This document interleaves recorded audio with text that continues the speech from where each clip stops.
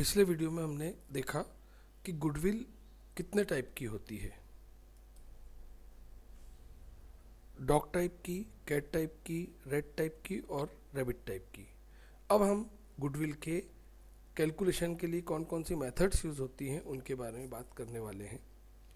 उससे पहले आपसे वो रीज़न डिस्कस करना है जिसके कारण से गुडविल का कैलकुलेशन होता है।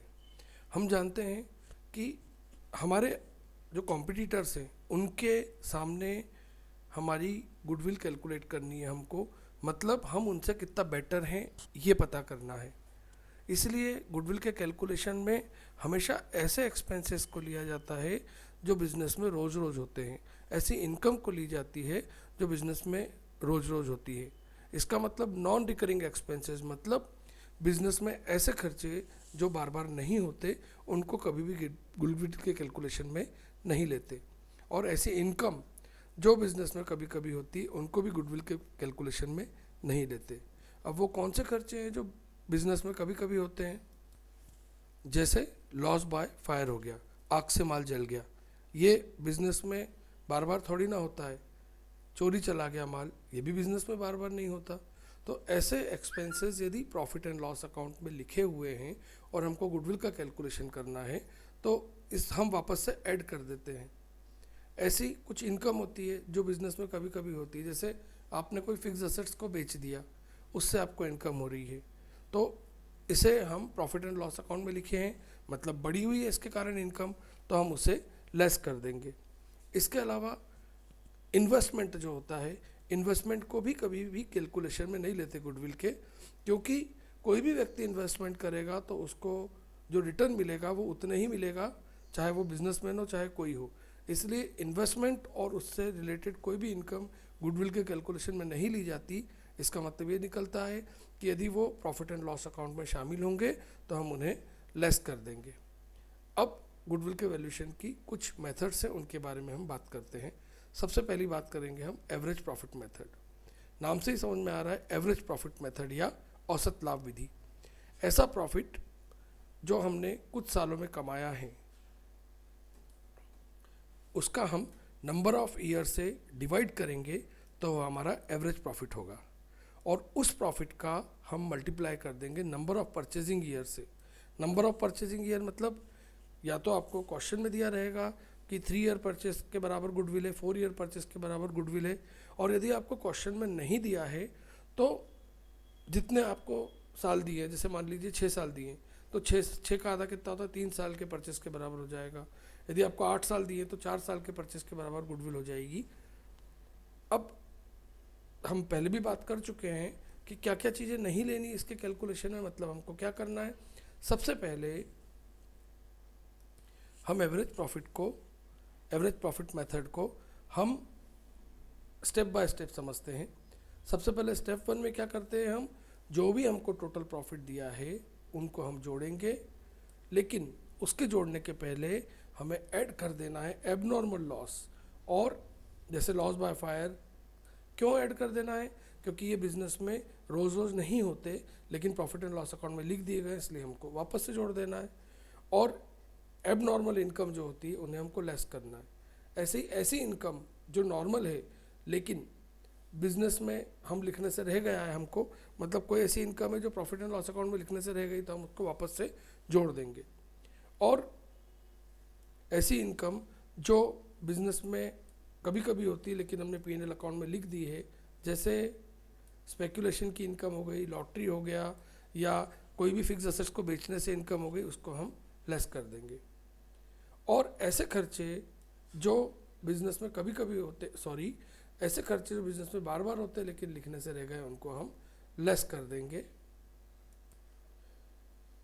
अब इतना करने के बाद, ये 5 स्टेप को फॉलो करने के बाद हम क्या करेंगे, अब हमारा प्रॉफिट निकल आया है। अब हम इस प्रॉफिट को नंबर ऑफ परचेजिंग, मतलब सबसे पहले हम इसको डिवाइड करेंगे जितने भी साल का प्रॉफिट है। मतलब मान लीजिए 5 साल का है तो 5 से डिवाइड कर देंगे, 3 साल का है तो 3 से डिवाइड कर देंगे, तो ये हमारा एवरेज प्रॉफिट आ गया। और उसके बाद हम क्या करेंगे, नंबर ऑफ ईयर से मल्टीप्लाई कर देंगे जो हमको क्वेश्चन में दिया रहेगा कितने साल के परचेस के बराबर है।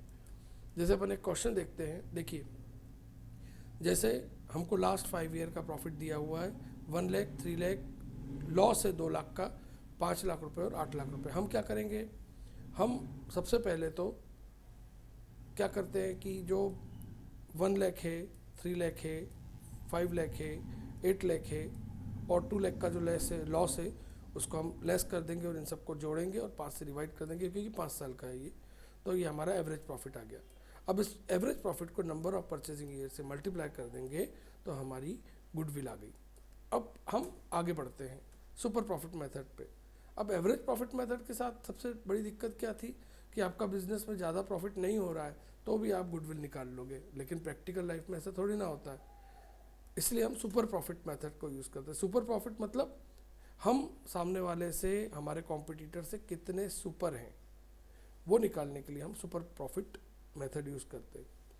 सुपर प्रॉफिट का मतलब क्या होता है, एक्चुअल प्रॉफिट या एवरेज प्रॉफिट जो भी आपको दिया है, मतलब जो भी हमने पिछले मेथड में सीखा है निकालना, उसमें से नॉर्मल प्रॉफिट को हम लेस कर देंगे तो हमारी सुपर प्रॉफिट आ जाएगा और फिर उस सुपर प्रॉफिट को हम नंबर ऑफ परचेजिंग ईयर से मल्टीप्लाई कर देंगे तो गुडविल आ जाएगी।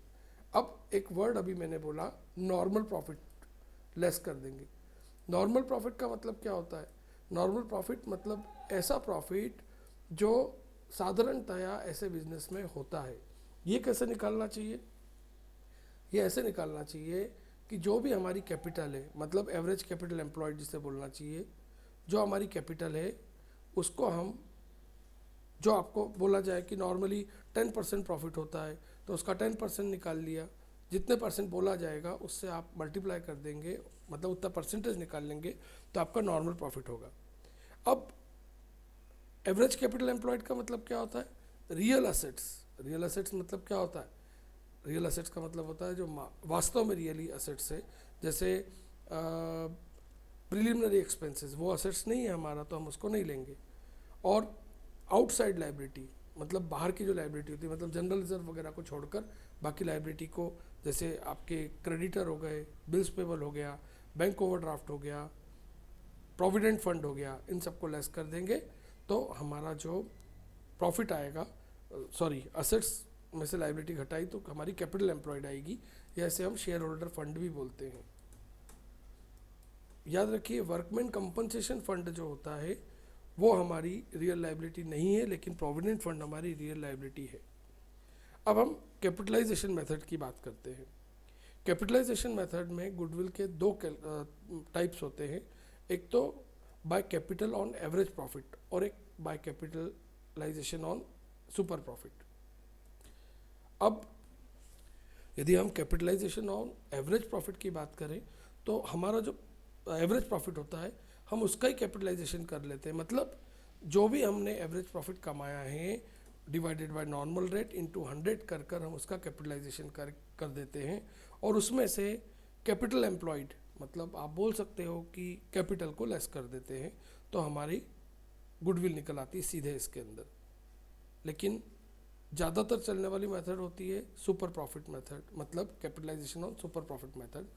इसमें हम क्या करते हैं, जो हमारी कैपिटल होती है एवरेज कैपिटल एम्प्लॉयड, उसका नॉर्मल रेट निकालते हैं अपन। जैसे मान लीजिए 10%, ये क्वेश्चन में दिया रहता है तो उसका हम 10% निकाल लेंगे और 10%, 5%, 15% जो भी आपको क्वेश्चन में दिया हो, और उसके बाद हम उसका सुपर प्रॉफिट निकालेंगे। जो हमने सुपर प्रॉफिट मेथड सीखी है यहाँ तक हमने वही किया है, मतलब average profit minus normal profit कर दिया तो सुपर प्रॉफिट आ गया। अब सुपर प्रॉफिट को हम नॉर्मल रेट से डिवाइड करेंगे और 100 से मल्टीप्लाई करेंगे तो हमारी गुडविल आ जाएगी। अब इसके बाद हम बोलते हैं एन्यूटी मेथड। एन्यूटी मेथड को हम हिंदी में वार्षिकी पद्धति भी बोलते हैं। अब इसमें क्या होता है, सबसे पहले तो जो रुपए की वैल्यू होती है, आप जानते हैं कि रुपए की वैल्यू हर साल बदलती जा रही है, मतलब रुपए की वैल्यू कम होती जा रही है। तो रुपए की वैल्यू को भी तो ध्यान में रखना चाहिए गुडविल का कैलकुलेशन करते समय, क्योंकि हमने अलग अलग प्रॉफिट कमाया है तो गुडविल उस हिसाब से अलग अलग होनी चाहिए। क्योंकि आज से 5 साल पहले जो 10,000 रुपये की वैल्यू थी, आज शायद 15,000 रुपये की उतनी वैल्यू है। तो उस बात को भी ध्यान में रखना चाहिए हमको गुडविल के कैलकुलेशन के लिए। तो वहाँ पर अपन एन्यूटी मेथड इस्तेमाल करते हैं। एन्यूटी का फॉर्मूला होता है वैसे तो annuity equals to 1 minus bracket में 100 upon 100 plus rate to the power n मतलब time upon r by 100। r से यहाँ पर हमारा मतलब रेट से है और n से यहाँ हमारा मतलब ईयर से है, या कितनी बार हो रहा है उससे हम कैलकुलेट करते हैं इसमें। अब इसके बाद हम क्या करते हैं, कभी कभी हमको एन्युटी की वैल्यू दी रहती है, ज़्यादातर तो क्वेश्चन में दी रहती है। तो यदि हमको एन्युटी की वैल्यू दी है तो हम, यदि एन्युटी की वैल्यू 1 रुपये से ज़्यादा है तो super profit into annuity goodwill का कैलकुलेशन होगा, और यदि एन्युटी की वैल्यू 1 रुपये से कम है तो super profit divided by annuity होगा, तो गुडविल आ जाएगी, डायरेक्ट गुडविल ही आ जाती है इसमें। अब weighted profit method, weighted profit method मतलब हम हर साल का वेट अलग अलग होता है, उस हिसाब से गुडविल का कैलकुलेशन किया जाता है इसमें। देखिए इसको अपन एक क्वेश्चन से ही देख लेते हैं। देखिए जैसे ये क्वेश्चन है, इसमें आपको 5 साल के प्रॉफिट दिए हैं। पहले साल का प्रॉफिट कितना है 1, दूसरे साल का प्रॉफिट कितना है 3, तीसरे साल का लॉस है 2 लाख रुपए, 5 लाख रुपए प्रॉफिट है और 8 लाख रुपए प्रॉफिट है। अब या तो आपको क्वेश्चन में वेट दिया रहेगा, यदि क्वेश्चन में दिया है वेट तो आप वेट से मल्टीप्लाई कर दो। जैसे क्वेश्चन में दिया 1 2 3 4 5 वेट, तो इससे मल्टीप्लाई कर दो, तो ये जो आपका आ गया ये वेटेड प्रॉफिट आ गया, ये टोटल वेटेड प्रॉफिट आ गया। फिर इसको अपन टोटल वेट से डिवाइड कर देते हैं। टोटल वेट मतलब यहाँ देखिए, जैसे इन सब का टोटल था 15, तो हम क्या करेंगे 61 लाख जो हमारा टोटल आ रहा है उसको हम 15 से डिवाइड कर देंगे, तो ये हमारा वेटेड प्रॉफिट आ गया। फिर हमको क्वेश्चन में दिया रहेगा नंबर ऑफ परचेजिंग ईयर कि कितने साल के परचेस के बराबर है, तो हम उससे मल्टीप्लाई कर देंगे तो हमारा गुडविल निकल आएगा। लेकिन एक बात याद रखिए, मान लीजिए क्वेश्चन में वेट नहीं दिया, तब हमको वेट अपने हिसाब से कैलकुलेट करना पड़ेगा। वो कैसे कैलकुलेट करेंगे, इसी क्वेश्चन में यदि ये 1 2 3 4 5 वेट नहीं दिया होता तो मैं क्या करता, सबसे बड़ी संख्या कौन सी है 8 लाख रुपए है, इसका वेट 5 हो जाता। क्यों, क्योंकि 5 साल का आपको दे रखा है। इससे छोटी संख्या कितनी है 5 लाख रुपए, उसका वेट कितना हो गया 4 लाख हो गया, 4 हो गया सॉरी। फिर उससे छोटी 3 है तो उसका वेट 3 हो गया, मतलब उल्टी गिनती गिन रहा हूँ मैं, 5 4 3। फिर इसके बाद 1 लाख रुपए उससे छोटा है तो उसका वेट कितना हो गया 2 हो गया। फिर 2 लाख सबसे छोटा है तो उसका वेट कितना हो गया 1। अब मैं क्या करूँगा, 1 लाख का यहाँ 2 से मल्टीप्लाई कर दूंगा, इसका 3 से मल्टीप्लाई कर दूंगा, इसका 1 से मल्टीप्लाई कर दूंगा, इसका 4 से ही मल्टीप्लाई कर दूंगा और इसका 5 से मल्टीप्लाई कर दूंगा। और अब जो भी टोटल आएगा वो मेरा वेटेड प्रॉफिट आ जाएगा। उसको 15 से डिवाइड करना पड़ेगा क्योंकि टोटल तो इनका 15 ही होगा। मतलब जो प्रॉफिट ज़्यादा है उसका वेट ज़्यादा है और जो प्रॉफिट कम है उसका वेट कम है। उस हिसाब से हमको वेट कैलकुलेट करना पड़ेगा यदि हमको नहीं दिया हुआ तो। अब ये तो हमारे गुडविल का कैलकुलेशन हो गया था और अब हम इसके प्रैक्टिकल करेंगे।